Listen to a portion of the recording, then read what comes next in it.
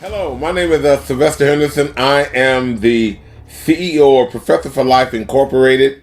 And you know, on Professor for Life Incorporated, we have an opportunity to interview famous academics all over the world. And I am so grateful this morning to interview a young man who I met about maybe 7, 8 years ago, named Dr. KirkAnthonyJames, Ph.D. He's a clinical associate professor and director of the Doctorate of Social Works program, DSW, at New York University's Silver School of Social Work. Welcome, Dr. James. Thank you, sir. It's an honor to be here. It's an honor to have this conversation with you. Dr. James, can you introduce yourself to our digital media academic world? Tell us where you grew up, and please Yeah. share your academic journey and where you attended college and all those wonderful things. Wow, that is such a long question. That is right. I think for me, the first thing I often like to say is that, I don't really consider myself an academic, because it's such a box, right? I think the academia for me often feels like the ivory tower, as, we're somewhere like on a ledge looking at people and writing our analysis and writing our viewpoints. For me, I never had any dreams of becoming an academic. Me being here right now is a result of so many factors. I grew up in Jamaica. I grew up in an era where we were politically destabilized. The irony is that in New York City right now, you have a mayor who identifies as a democratic socialist. And for me, coming of age in a country in Jamaica where our government was moving towards democratic socialism, that was seen as a threat by the United States. And Jamaica was ultimately destabilized, which really forced a lot of migration for people that had the resources. So my family, we left Jamaica when I was 10 years old in search of a better life, ended up in the United States. But then also ended up at a time in the United States, which would become later known as mass incarceration, a period where 1 in 3 Black men were incarcerated, a period in which over 2 million people of color were behind bars, and upwards of almost 10 million were in some form of corrections. This was also the era of the Central Park Five. This was also the era of the 1994 crime bill. This was also the era where Black men were labeled super predators. So as this shouldn't come as any surprise considering the context I've just laid. I was arrested at 18 years old. I'd never been arrested before. I was charged under Rockefeller drug laws, which at the time were some of the most heinous drug laws in the country. And pretty soon I was facing life in prison. And I really couldn't believe it. Like, I felt like my life went from being a college student who had never been arrested before to facing life in prison, being on Rikers Island without any bail. And I always believed in justice. So I believed that the justice system at some point would pause and say, why are you here? Like, why are you here at 18 years old, facing life in prison with these charges? And when that didn't happen, and when I was ultimately sentenced to 7 years to life, and the judge told me he was doing me a favor, it really it did something to me. It asked me to really see this country and see these systems for what they really were. And I soon, based on my own experiences, began to realize that this wasn't just my experience, right? This was the experience of young men of color coming of age. And to kind of wrap this up a little bit, during my carceral experience, I was fortunate enough to be around, men who were politicized, men who pushed me to read and think deeper around these systems, and who forced me to think deeper around this idea of freedom, and which ultimately pushed me. I was able to get an associate's degree while I was incarcerated. But upon release, this pushed me to really seek education as a vehicle of transformation, as Nelson Mandela often says, which led me to Hunter College, where I got a bachelor's degree and a master's degree. And 10 years after my release, in 2013, I got a doctorate from the University of Pennsylvania School of Social Policy and Practice. And maybe I'll pause there. Wow. You know what? What a compelling story, and I'm looking forward to hearing more about your accomplishments and how you have transformed not only your life but others. Could you share details about your role as a clinical associate professor and director of the doctoral program of social work at NYU Silver School of Social Work?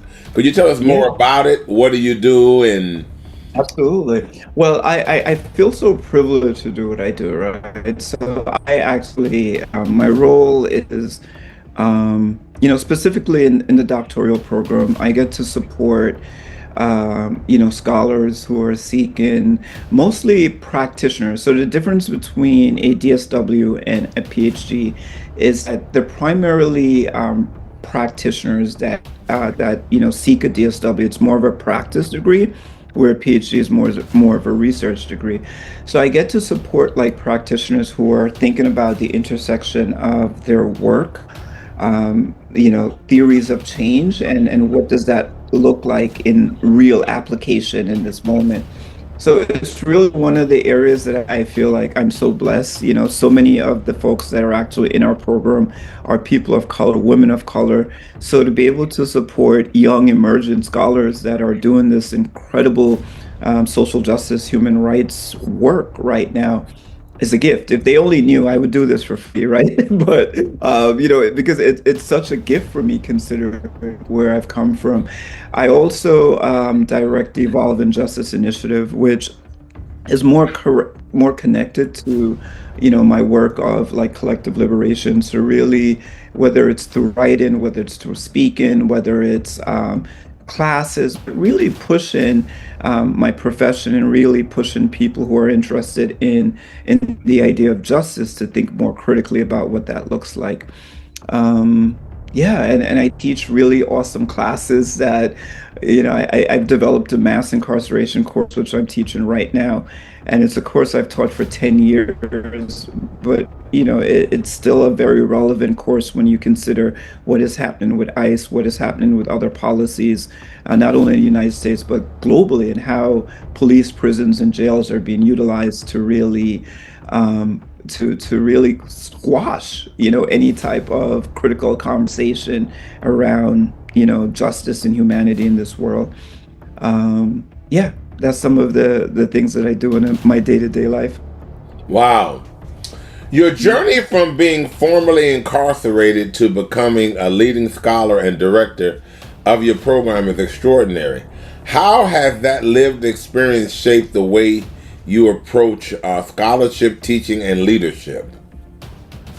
It's everything, right? So I remember one of the things that were really important for me coming into this work is that I didn't want there to be a separation between who I was, my lived experience, and my scholarship. It's that double consciousness that Du Bois speaks about, right? It's like on one hand we have to be quote unquote professional, and while we hide our realities. And so for me, I write very vulnerably. My research isn't disconnected from me. I can't write about oppression and not talk about me. I can't write about trauma and not talk about me. I can't write about healing and not talk about me. So my lived experience is everything for me, right? It really grounds how I see this world. It really grounds my commitment to justice and liberation, unwavering commitment to justice and liberation for all people, no matter what the consequences are.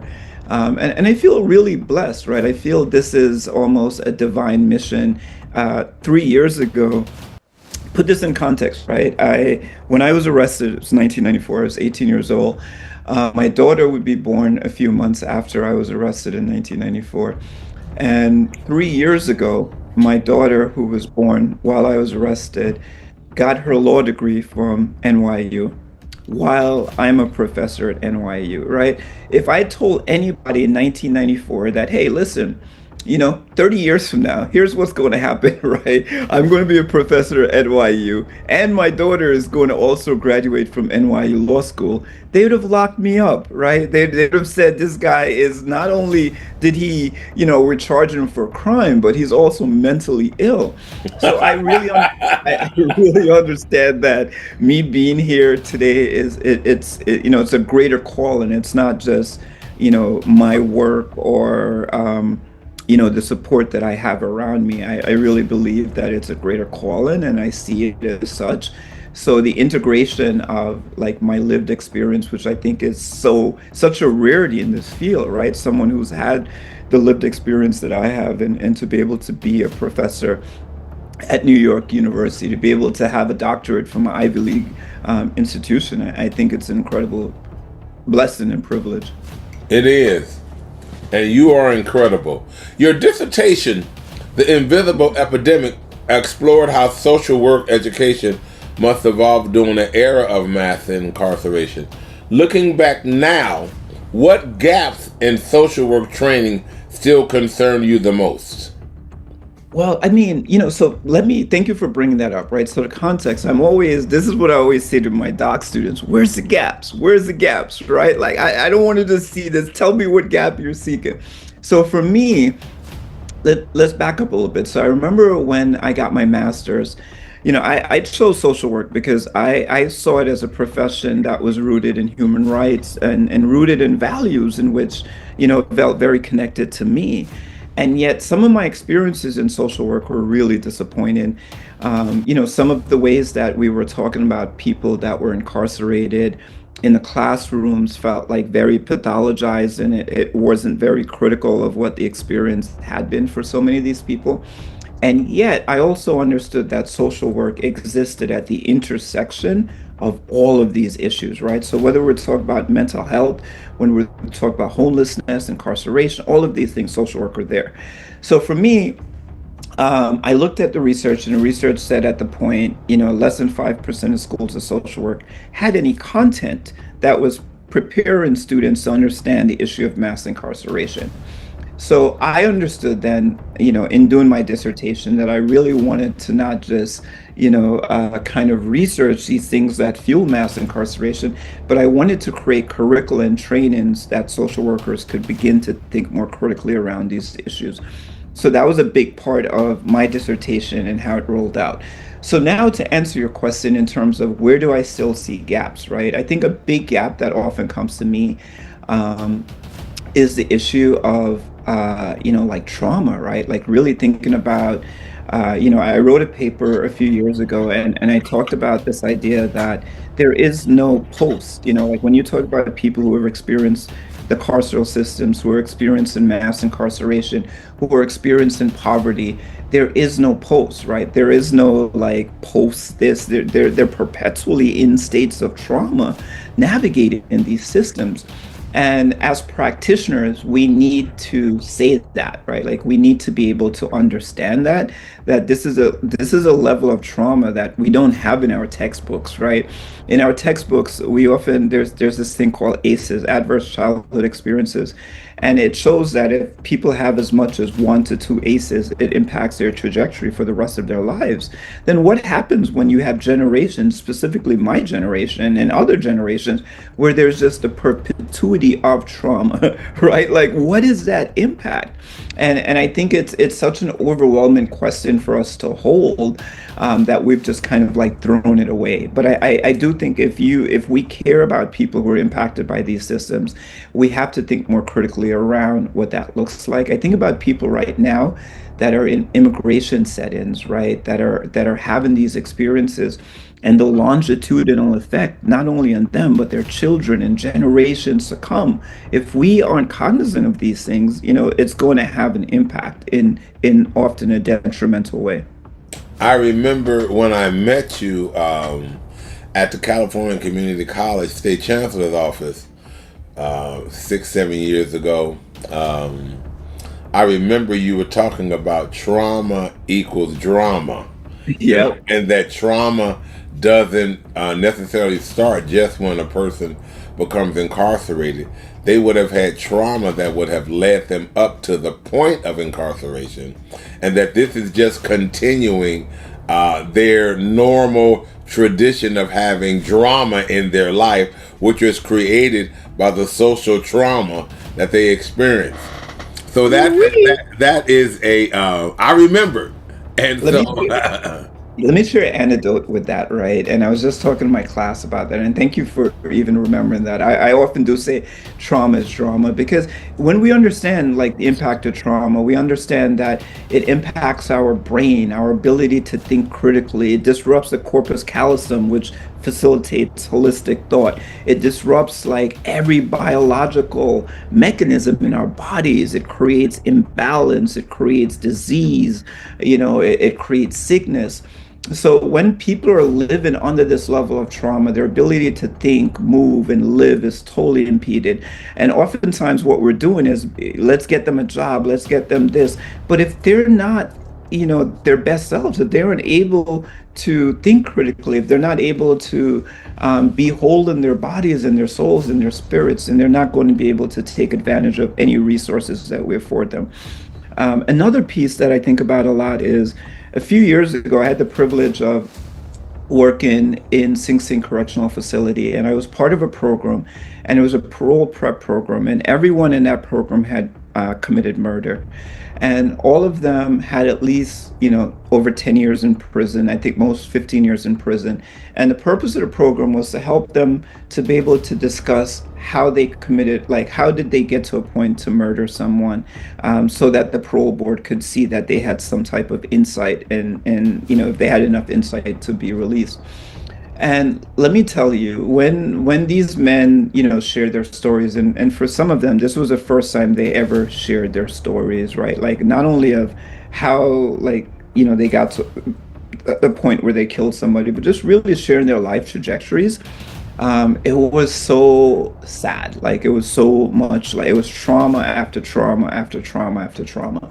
And I Wow. remember one of the men said to me at the end, he's like, I get it, like we've done something really bad and like we need to be accountable to that. And I get that. But he said, who's going to be accountable to us? you know and it stayed with me because Wow. oftentimes when we talk about child molesters, monsters, all these people that will label, right?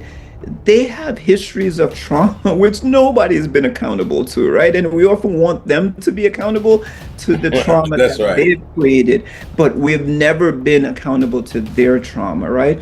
And this is what like really creates that level of resentment, doesn't allow people to heal, doesn't really allow for true accountability. I think if there's ever true accountability in this world, it has to be this recognition that people are experiencing immense violence before they even get to a place where they commit violence. That is such an emotional but yet painful statement to hear. I know so many people just right now who are adults and they constantly talk about violations they have that were experienced upon them, that were given to them as a child, excuse me, and how it impacted their life. Unfortunately, the system does not reward you for telling the truth. It only punishes you for you making violence against someone else. It doesn't help you to reform your own heart and to deal with your emotion. That is the pain I don't have an answer for, but you certainly have consulted and talked about that with many universities. Having said that, what patterns do you see in our academic institutions that either reproduce or challenge oppressive systems? That's a good piece. Well, I think that the first piece is we don't really realize how shaped we are in carceral logics, in white supremacy, and in a lot of the things that we believe we are disrupting. I was in a class yesterday and we were talking about the idea of professionalism. What is professionalism? Like this idea of like, what is professionalism? If somebody is showing up and they are doing and handling their responsibilities, doesn't matter how they are dressed, doesn't matter how, these things that like, want to move us closer to whiteness. And so I think like we're not able to really see ourselves in the academy. When you look at, there's so much being made of like the loss of research grants. But one of the things that was always clear to me is like, who's shaping the research agenda? If we're all getting like, if we're prioritizing NIH grants, then who's shaping the research agenda? We're never going to have a critical research agenda if the government is shaping it, right? And I think no one wants to talk about that. That is almost like the elephant in the room, right? Somebody at a R1 university who's bringing in $2 million of research funding is always going to be more valuable than me. No matter how great of a professor I am, no matter how great my advocacy is, because it's about the money. Wu-Tang told us cash rules everything around me.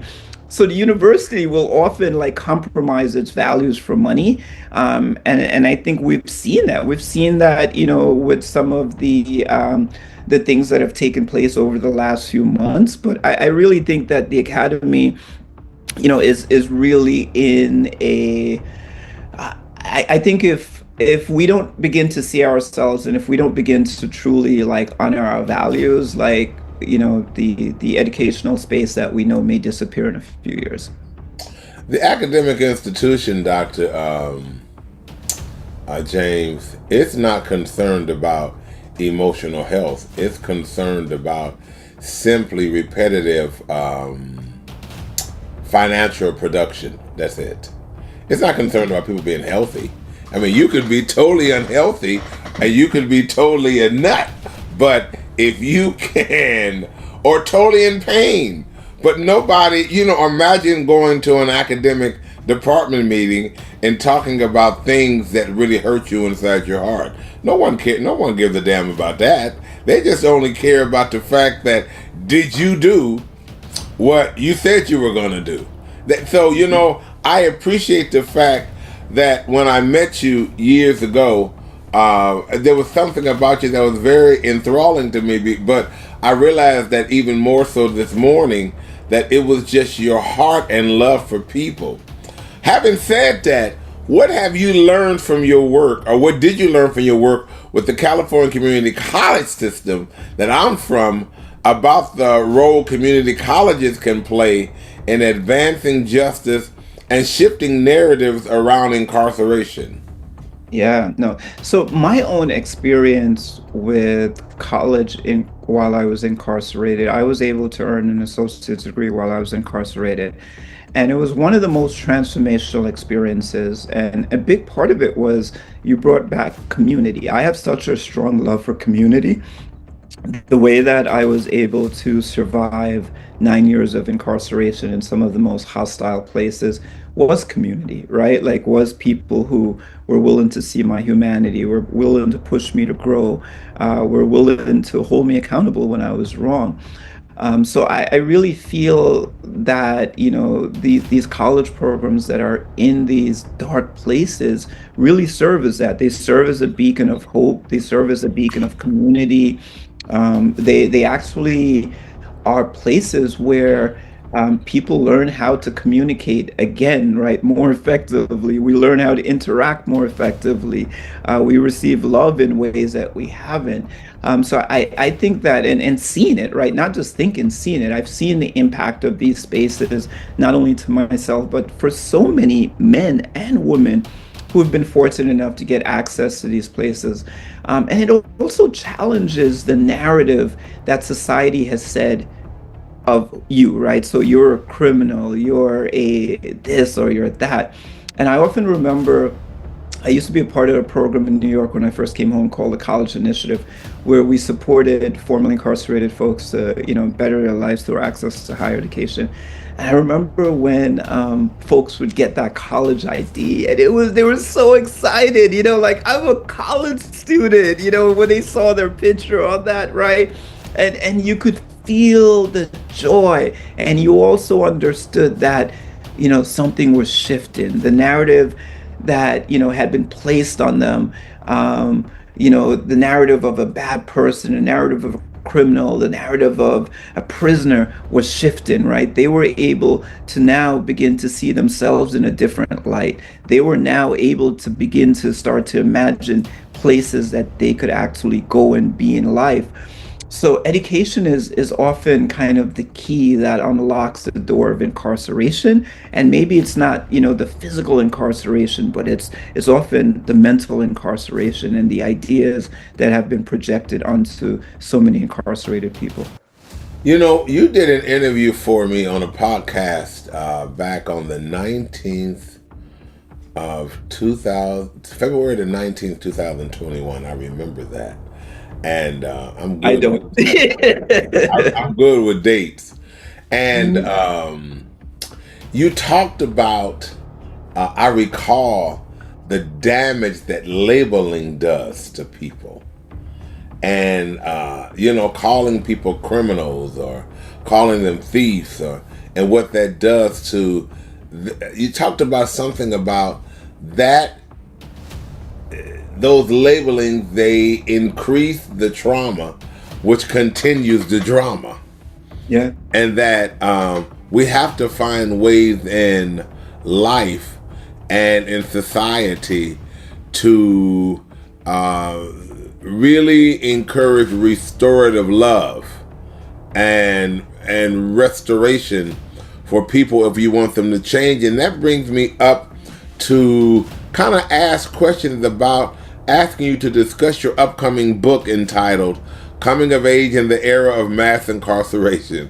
What was the most challenging part of writing a narrative that was both deeply personal and politically urgent? Yeah. So let me go back to the piece about labeling first, right? And Okay. one of my mentors, Eddie Ellis, he wrote this piece on language and the importance of and he always, he asks that we use like human-centered language. And it's so powerful because when we don't see people, I think, like it's easier for us to sit back and allow these atrocities that are taking place. If I'm seeing like, oh, prisoner, ex-con, immigrant, illegal alien versus mother, father, brother, sister, or John or Sylvester, it's a different like biological reaction. So I think whatever it is that we do, the power of language is so powerful, the power of human language. Even with my son yesterday, we were having a conversation and he used the word crackhead. And I said, no, like, could we say a person who uses crack, right? And I think like no one is their worst action. And it's so important that, if we're going to be in these spaces of transformation, that we begin to challenge these narratives that, put people in boxes. Which is a good segue to my book because the book is very much that. So the title of the book isn't the subtitle is what you just read. The title of the book Okay. is actually my prison number, 94A 6325. And and I say that it was such a hard thing to get people to buy into. Why are you naming a book a prison number? Because I wanted to make people uncomfortable because this is what happens for millions of people that they all the editors, everyone, but people are going to struggle with remembering that. Well, you know what, for the millions of people that are incarcerated, for the millions of people that are in ICE detentions, their families have no choice but to remember that number if they're going to communicate with them, if they're going to send mail, if they're going to visit, if they're going to send money, if they're going to advocate for them. So this was really provocative for me, right? To say like, hey, no one's a number. No one's a number, but because we do name, like label people, we then forget that these people are human. So this book, this story is so relevant to today, right? Because again, I was an immigrant, I was 18 years old. I've experienced the carceral system. I've experienced orders of deportation. I've experienced immense like trauma in those spaces, and I've also experienced immense redemption. And I think it's important that, people are able to have hope, right, at a time that feels like really dark, to have hope that like we've been here before, we've been in darkness before, and the hero's journey always tells us that we'll come out, with community, with love, with faith against all odds. We will survive. And for me, this is my story. It's a story that it's dark, it's heavy, but it's also a story of faith. It's also a story of hope. It's also a story of like belief when there was nothing to believe, right? When there was like in the middle of the ocean, and really there's really nothing to believe but holding on to believe. And this is very much the story of our ancestors. This is very much the story of the people that came across on the Middle Passage. This is very much the story of the people, as Baldwin said, those first cold winters in plantations. So this is not just my story. I feel like this is the story. This is a story of people of color in this country that have been asking for democracy and justice and the American dream. So I feel like this book, it's taken me a very long time to write. It's a book that I've been writing in some ways for over maybe 15 years. And interestingly enough, right? So I this book covers the 9 years of my incarceration. It's not something that, like I didn't want this book to be a redemption story or a story of like a happy story. I really wanted people to sit with what it was like for me to be incarcerated for 9 years. So I don't like, I end the story when I finally get paroled after 9 years. It's not about me getting my doctorate or any of that stuff, because that's not what it was about. It's really asking people to sit with this thing that we call mass incarceration, to sit with me for 9 years as I've watched my child grow up, as I've watched myself go from an 18-year-old to 26, as I've experienced three parole denials, as I've experienced a order of deportation that I had to fight for 6 years. So it's a very heavy story, but it's a story that is really, again, like pulling back the mask of like incarceration and really asking people to see the brutality that truly exists within these systems. Wow. Man, I just have one other question and sort of two finalities, and Yeah. this is such an enthralling but yet emotional conversation. Wait till you read the Yeah, book. yeah, I'm looking forward to it. Yeah. You often emphasize that liberation requires nurturing individuals and communities committed to evolving. Can you share what practices, personal or collective, do you believe are essential for sustaining that evolution over time? That's a great question. So I feel everything starts with ourselves, right? I think for me, it's this recognition. So I have a framework that I've developed, and I felt like I talked about it a little bit with you when I met you, but I've actually written about it. There's articles about it. It's called BIG. And this is how, I like to be in community with people, because I really want to, have a level of intentionality in everything that I do. So BIG is a framework that B is really bias, right? So it's this recognition of like, how do we know what we know? And, so many of my mentors, Paulo Freire, Bell Hooks, they speak to the banking system of education. Most of us, come from these banking systems of education where we go to school and we're told what to think, and we regurgitate that information, and we're told we're smart for regurgitating information. So when you think about America, what's really the challenge right now is that so many people have been educated within the banking system of education to believe America is great, to believe all of these like, great things about America without ever being engaged in a critical conversation. And it's not just them, it's all of us, right? Like we've all been educated within these systems. So it really just creates a space for us all to begin to say, wow, like where does my bias exist? Or, like, and who does that serve? Like who benefits as a result of my bias? And if people are able to recognize they have some level of bias, then like what's our intention? Is our intention to, to kind of continue to feed our bias, or are we really going to show up and begin to think more critically about like our lived experiences and the things that we believe?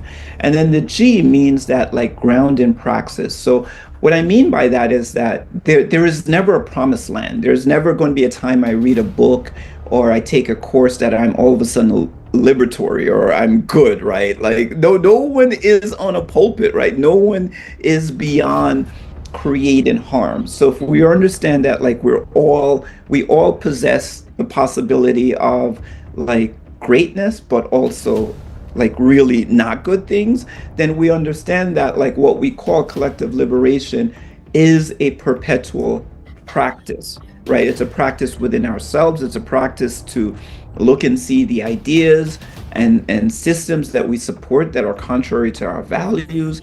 It's the responsibility to make sure that we are aware of our traumas and we're doing the work towards healing, because if we're not aware of our traumas, then it's going to show up as drama, right? Again, right? It's going to show up as drama in the way that we engage with people. And then once we're able to do this individual work, then it allows us to be in community, right? It allows us to be in community intentionally, where we can mirror with each other, where we can learn with each other, where we can grow with each other. But I really believe the work of liberation starts with ourselves. We are the vessels, we are the vessels. And if we're not doing the work within our vessel, it's really going to be hard to go out into the world and have the impact that we seek and desire. So bias, intention, and grounded praxis. Yes. So, Um, yeah, absolutely. And praxis is one of my favorite words. And for people that aren't familiar with praxis, it really means it's kind of like, imagine a circle, right? Imagine a circle where maybe at the top of the circle is like my theory of change. So my theory of change may be rooted in like love, collective liberation, healing, all of those things. So this is like my theory of change. Then what does that look like in action, right? Because then we have to act on these things. It's not just saying like I'm a Christian or I believe in love. It's like, what does this look like in action, right? Are we acting on these things?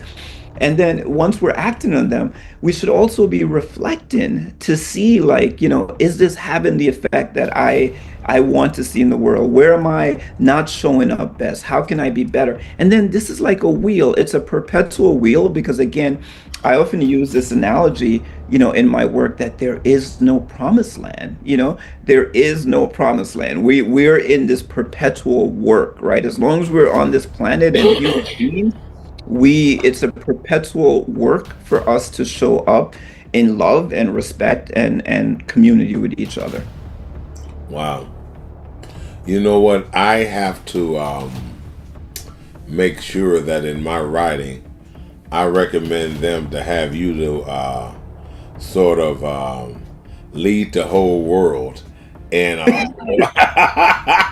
in an exercise of teaching love. You're such a wonderful human being. Having said that, can you tell us, Dr. Kirk Anthony James, can you discuss some of your future goals, projects, and innovations that you have in addition to your textbook? Yeah, absolutely. So the book is coming soon, 94A 6325, Coming of Age in the Era of Mass Incarceration. Hopefully it drops on March 25th. And some areas that I'm really passionate in building out right now is Ma'at Media, and just really looking at, I feel like our history of liberation, especially in this country, has always been creating forms of media similar to what you're doing right now that allow us to amplify like voices within our community. So, just looking at the world and seeing how much is being suppressed by the media, the distrust of the media, I really feel committed to not only telling my story, but creating spaces that impacted people and people that, believe in a world that can be rooted in love, can tell their stories. So that is my art media. And hopefully that will be launched, by this summer. I'm also building out, maybe this is my life work post or within the academy through Ground Zero. And Ground Zero is really like my honoring of the fact that all our communities are ground zeros. I think like when people think about Ground Zero, they often relate to 9/11. The reality, though, it's like, there are ground zeros all throughout the world. When you look at, people of color and where we come from, those projects, those favelas, those slums, these are all ground zeros. These are all places in which people have been significantly impacted. So within Ground Zero, I really see it as a form of community empowerment and healing through creating like collective spaces, whether it's through like coffee shops, through creating spaces where people can do yoga together, where people can break bread together, but really seeing that so much of this work really requires us to be in community in ways that are a little bit more organic, that it's not going to take place in a classroom, right? It's not going to take place in a textbook. It's really going to take place on the human level. So Ground Zero is going to be my ability to really do that work on a human level and really build out um, that work not only in the US, but also in the Caribbean and also throughout Africa. Wow. I want to thank you for taking your time out of your day to allow me to speak with you and to share many of your wonderful perspectives with the world in general. But before I give my final closing statements, do you have any final thoughts or ideas you would like to communicate? Yeah, I think, I always think about this idea of hope, right? And I think we can sometimes feel hopeless because the world does feel really dark. And the way that I see hope, though, right, is hope is really our ancestral baton.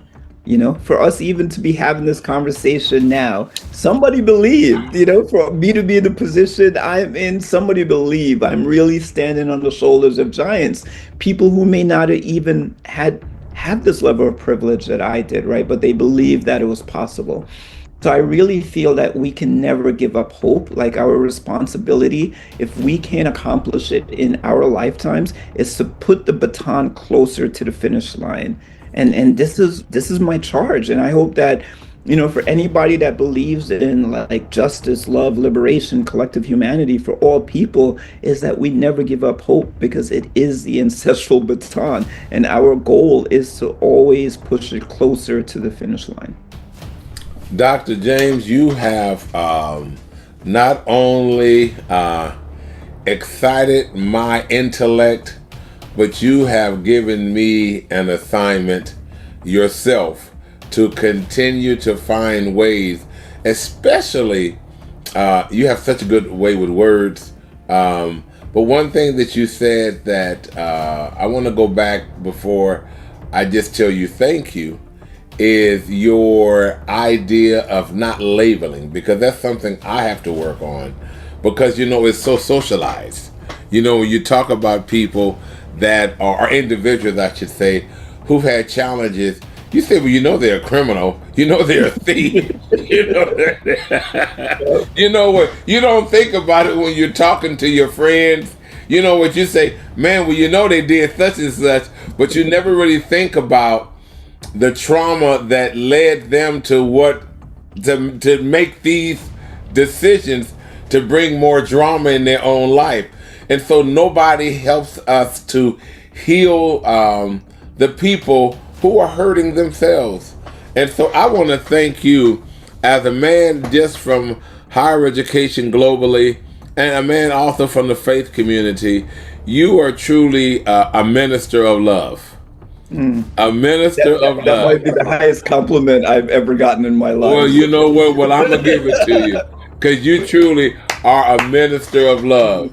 You know what? And you truly have shared a lot of love to me, a lot of love to our audience. And I am so grateful that our paths crossed those years ago. And I'll always remember when we sat down at that restaurant that you took me to in New York around NYU, because I was going to visit my middle daughter and we met. And so I hope to one day get back to New York and to see you again. But until that time, I want to thank you once again for taking your time out of your schedule. And please text me or let me know when your book comes out, because I definitely will order it and be one of the first people to read it. May blessings follow you and your family and your children and all your work. And may love and humanity give you peace for all you do. I love you very much. God bless you. Amen. Thank you. Thank you. Bye-bye now. Blessings upon blessings. Bye-bye now. Thank you.